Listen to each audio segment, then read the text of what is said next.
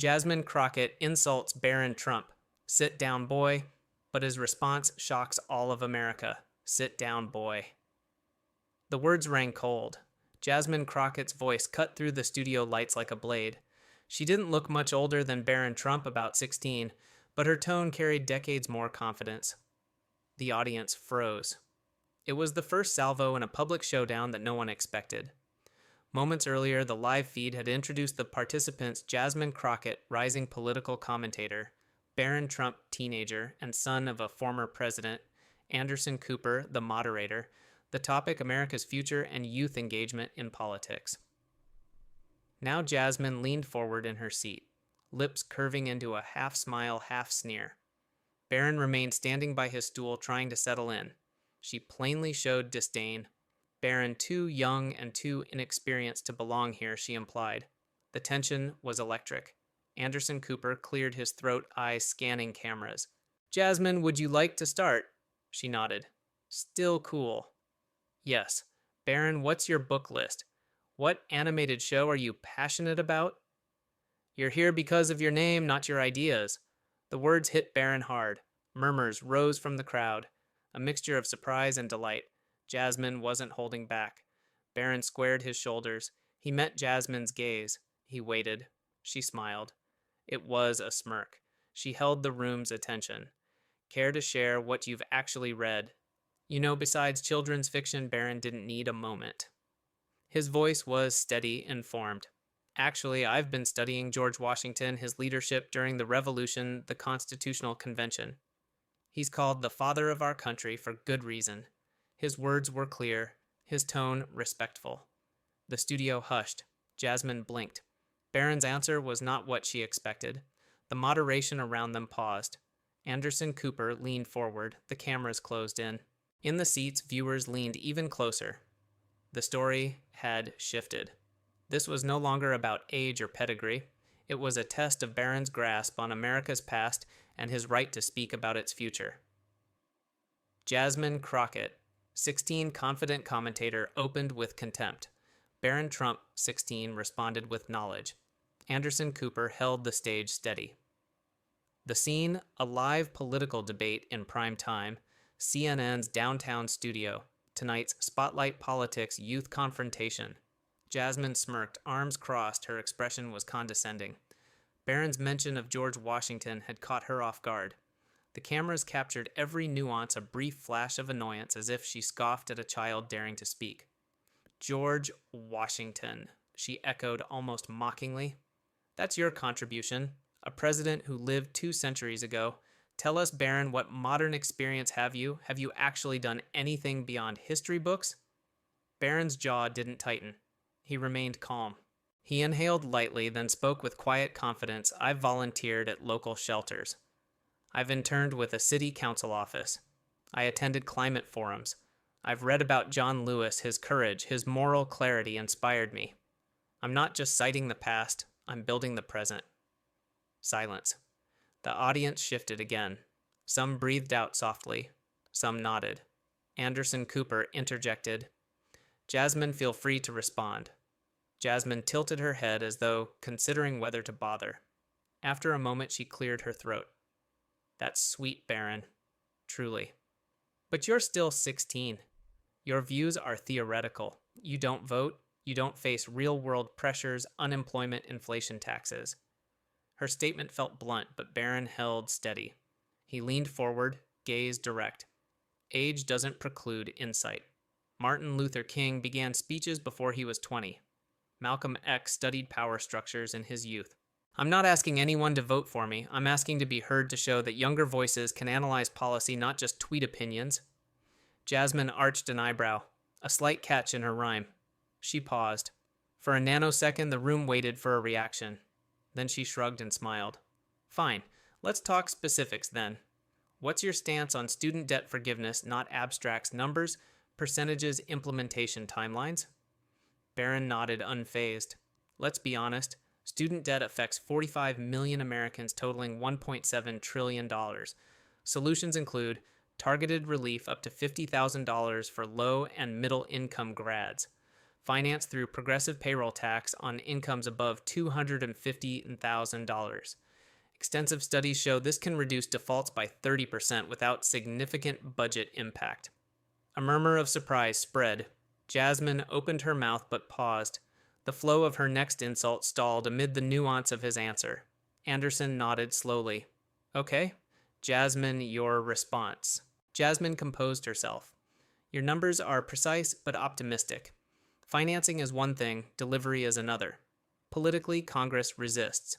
How do you expect to navigate legislative gridlock? Barron met her evenly. Change requires advocacy. Youth votes. If even 20 million under 30 Americans mobilize, that's a force legislators can't ignore. Look at midterms, insert recent data. Youth turnout jumped by 12%. That's not hypothetical, that's impact. Now the audience stirred chat rooms. Tweets Live poll 68% said he was credible. Jasmine leaned back. She searched for a challenge and landed on foreign policy. Fine. Let's pivot. What about global refugees? Care to comment on policies for humanitarian assistance versus national security? Barron paused. Refugee policy must balance compassion and security. I believe in rigorous vetting backed by intelligence cooperation. We can accept more families if we increase funding for security screenings by 40% and partner with NGOs for ground-based support. That's scalable. Jasmine scowled. She felt outmaneuvered yet eager to land a blow. She glanced at Anderson. He offered her the mic. Jasmine took a breath, started, but do you have any vote? Any institutional power? She held her ground. Barron paused, then calmly said, I may not vote yet, but I lead a youth advisory board to a senator. Last month, we submitted a bill that passed committee review. Influence doesn't only come from ballot, it comes from engagement. The studio buzzed. A social media overlay showed hashtags like Gen Z policy and kids in the arena trending. Anderson acknowledged that's impressive. Jasmine narrowed her eyes and tried again, targeting tone rather than facts. You've only been practicing politics for months. Do you even know the pressure of a national crisis? Barron met her. No, I don't have personal experience, but I've studied crisis response models, FEMA, oversight, disaster economics. And I interned at a FEMA office in Houston after the floods. Understanding is built not only from direct suffering, but from immersion in the data and stories. I believe empathy can be learned. Jasmine exhaled, trying to hide her respect. The audience warily watched. She turned to the camera. All right, that's notable. But you're still a teenager. Barron nodded. Yes, he agreed softly. So what? When Obama was elected, I was 10. I followed his platform.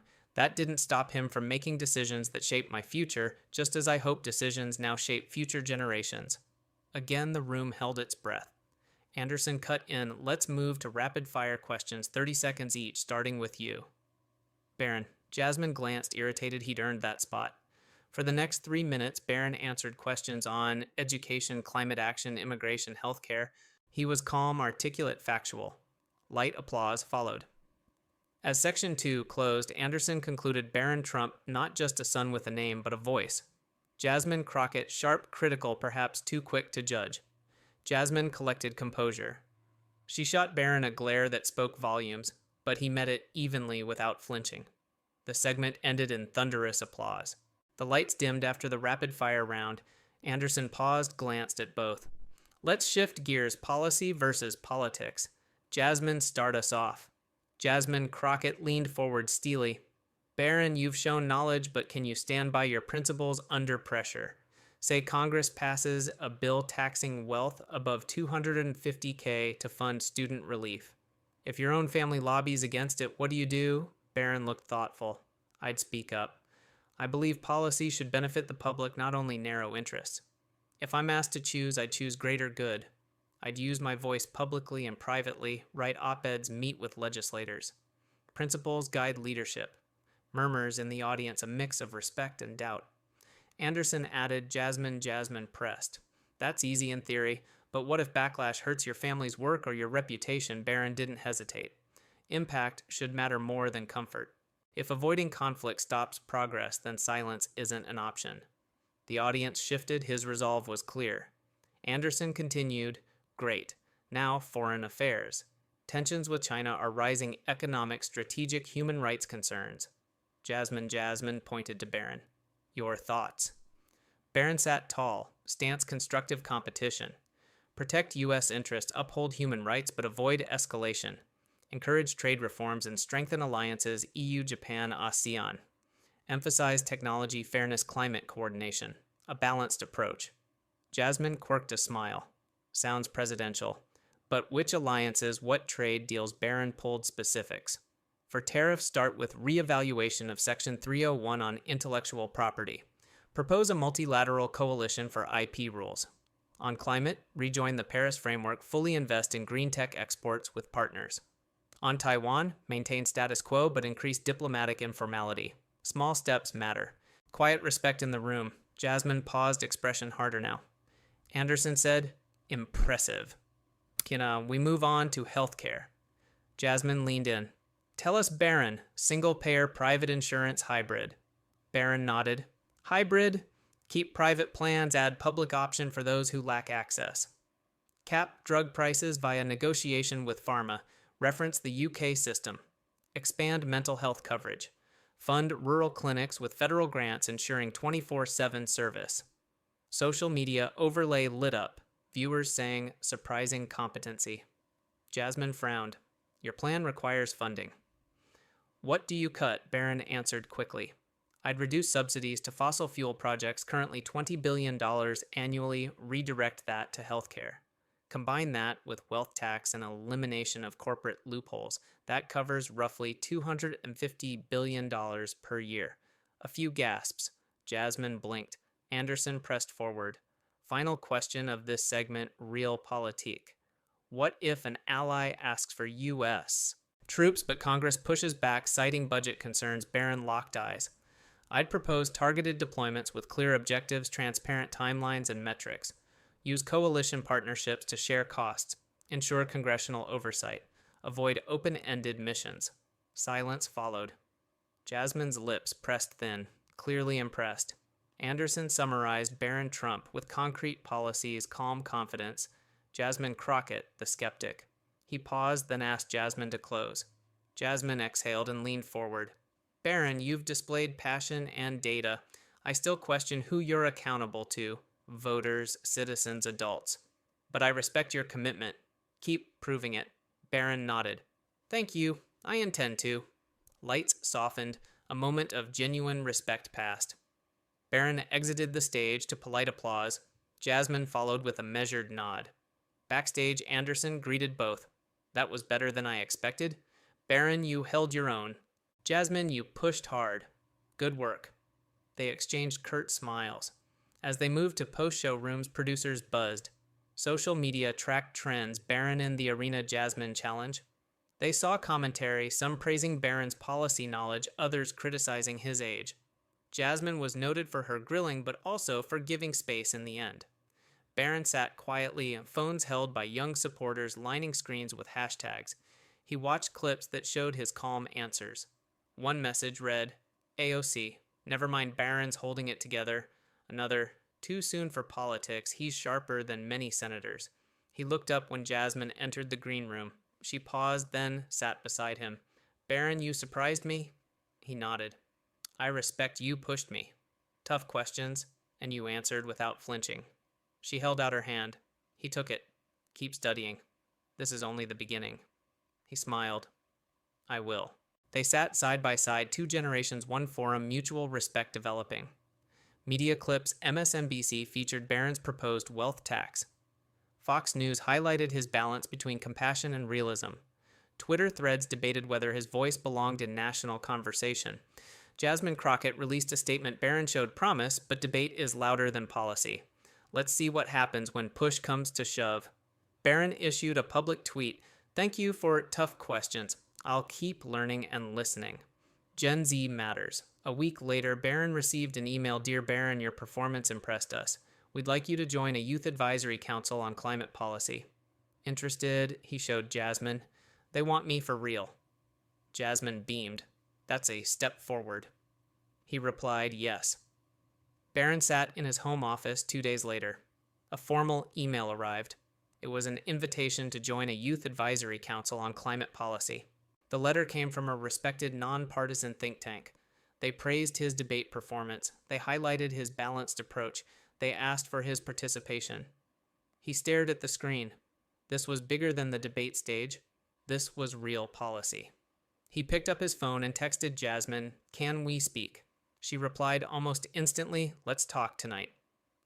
Jasmine poured tea. She'd prepared notes. She looked calm, but her eyes held urgency. Barron sat across the coffee table. His posture was ready, attentive.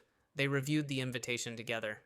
"It's a chance," Jasmine said, "but it's also a test." Barron took a deep breath. "I want to help. I want to learn. I don't want to be a face. I want to make a difference." Jasmine nodded slowly. "All right, then let's prepare. You'll need briefing, policy papers, experts." They spent the evening making a list: climate science, economic models, energy transitions, vulnerable communities. Jasmine tapped her pen. "We must show up with substance." Barron agreed. He'd do the research. He'd ask experts. He'd build his voice. Barron arrived at a sleek conference room. He wore a crisp suit. His face was focused, determined. A small group awaited data analysts, climate scientists, policy advisors. They greeted him with supportive smiles. A senior fellow, Dr. Alvarez, led off. He praised Barron's debate performance. He emphasized the need for informed youth input. He handed Barron a thick policy binder. "We work on decarbonization strategies, cost-benefit models, equity frameworks. We need your perspective."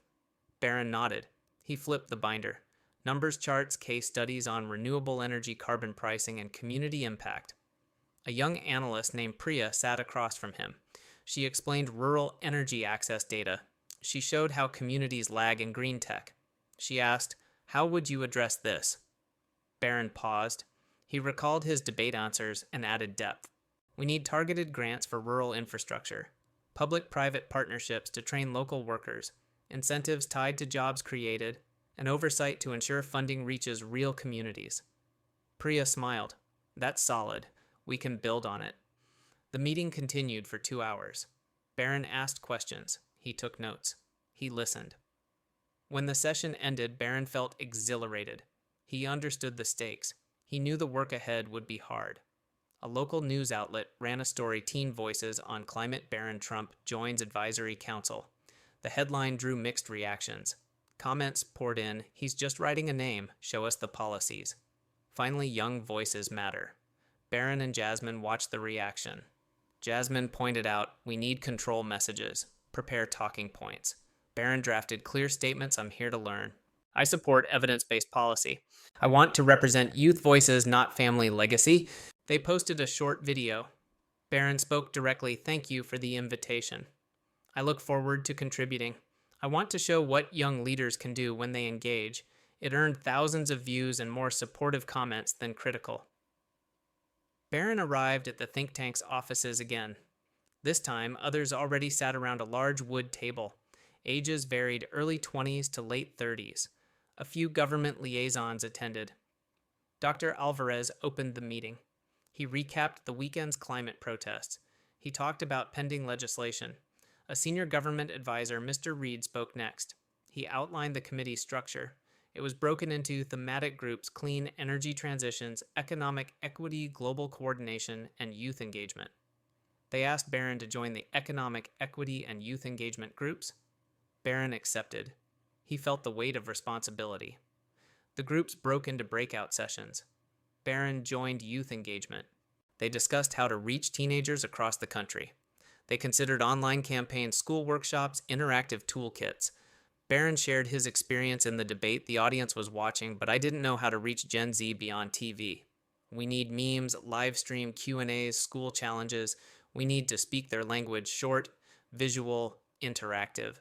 The room buzzed with ideas. They sketched a proposal for a nationwide Youth Climate Week. After 2 hours, they reconvened. Each group shared progress. Plans were recorded, budgets laid out. The council agreed to draft a preliminary report for policymakers. Barron returned home that night exhausted, but hopeful. The local news ran follow-up: "Barron Trump moves from debate stage to policy table." Several online outlets remarked he's stepping up. Critics also reacted: "Is he qualified?" Is this political nepotism? Barron and Jasmine sat together scrolling comments. Jasmine pinched the bridge of her nose. He's doing good, but some will always say he's a legacy figure. Barron sighed. I can't control what they say. I can control my work. Barron spent the day analyzing data. He coordinated with Priya and the youth group. They drafted Section 1 of the Report Youth Climate Engagement Plan. They included student-centered workshops in schools. Social media challenges Climate Gen Z. Youth-led local cleanup events with voucher incentives. VR experiences showing climate impact in different regions. Barron wrote the introduction. He emphasized youth urgency. He tied it to economic justice, rural communities, nomadic groups, historically underrepresented voices. Jasmine reviewed his draft. She made edits, refined tone, cited sources, tightened arguments. By evening, they had a polished section ready. Barron and Jasmine walked the neighborhood. Summer night, warm breeze, distant cicadas. Jasmine spoke without turning. I'm proud of you. You're doing meaningful work. Barron felt buoyed. I want this to matter. She nodded. It does. Keep your focus. He smiled at her, gratitude in his eyes. She squeezed his arm. The council would meet again. They'd finalize the report. The plan would be submitted to Capitol Hill and White House envoys. Barron would present it. He'd answer tough questions. He'd be under media glare again, but now he had experience. He had allies. He had substance. He felt ready. The Capitol felt enormous. Barron stood at the foot of the marble steps. A breeze rustled his blazer. Jasmine touched his shoulder, grounding him. This is your moment. Speak for the ones who don't have a mic, she said. He nodded, stepped inside, and walked to the hearing room. Inside, members of the House Energy and Commerce Subcommittee were already seated. Staffers moved briskly. Microphones clicked on. The Youth Council sat together. Priya nodded at Barron. Across the table sat lobbyists, observers, reporters. Barron was first to present. He cleared his throat. Madam Chair, members of the committee, my name is Barron Trump. I'm here not as a last name, but as a voice for youth across the country. He outlined their plan. He emphasized youth inclusion, hands-on learning, economic justice. He showed slides of data testimonials from young people in New Mexico, Kentucky, and Florida. He closed by quoting Frederick Douglass, "It is easier to build strong children than to repair broken men." There was a pause, then applause, soft but sincere. But not all were impressed. A congresswoman leaned into her mic. Mr. Trump, what would you say to oil workers in my district who feel betrayed by these shifts? Barron didn't flinch. I'd say their voices are part of this plan. We're not replacing them. We're preparing them for what's next. No American should be left behind because we didn't plan far enough ahead. Her brows rose slightly. She nodded once. After the hearing media swarmed, a reporter called out, Barron, are you just here because of your name? He stopped. I'm here because I care. If my name gets attention, I'll use it to lift others' ideas. The clip went viral. That night, Jasmine and Barron sat on her porch. Crickets sang. You handled that like a statesman, she said. He chuckled. I'm still figuring it out. She looked at him seriously. Good. Never stop. But behind the scenes, opposition brewed.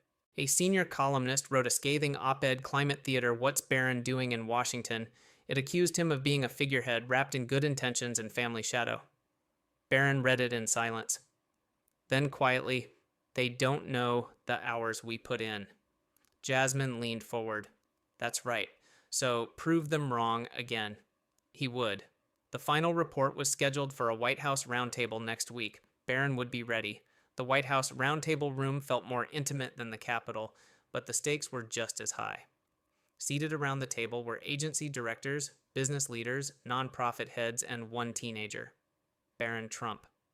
He sat beside Jasmine Crockett, whose presence lent weight and to some caution. The president's climate advisor opened the session eyes, scanning the room. Today, we hear from youth who've crafted a practical framework led by Mr. Trump and the National Youth Council. Barron stood. He didn't need to prove himself anymore. Not today, but he would speak anyway for those who couldn't. Our plan isn't about political games. It's about jobs, training, and equity. It's about respecting the past and preparing for the future together. He handed out final copies of their policy framework. One CEO, previously skeptical, leaned forward. This is solid, measured. We can work with this. Others nodded. The mood shifted. Barron had earned the room's attention not through volume but through vision. Later, outside, reporters waited. One called Barron, "What would Frederick Douglass say about today?" He smiled, tired but proud. Probably something like, "Power concedes nothing without a demand." Jasmine clapped him on the back. That's the quote. Back in New York, Barron stepped into a school auditorium. Students rose in applause. He paused, stunned. It wasn't about ego, it was about seeing something change. Not just policy, but perception. No longer a punchline, a partner.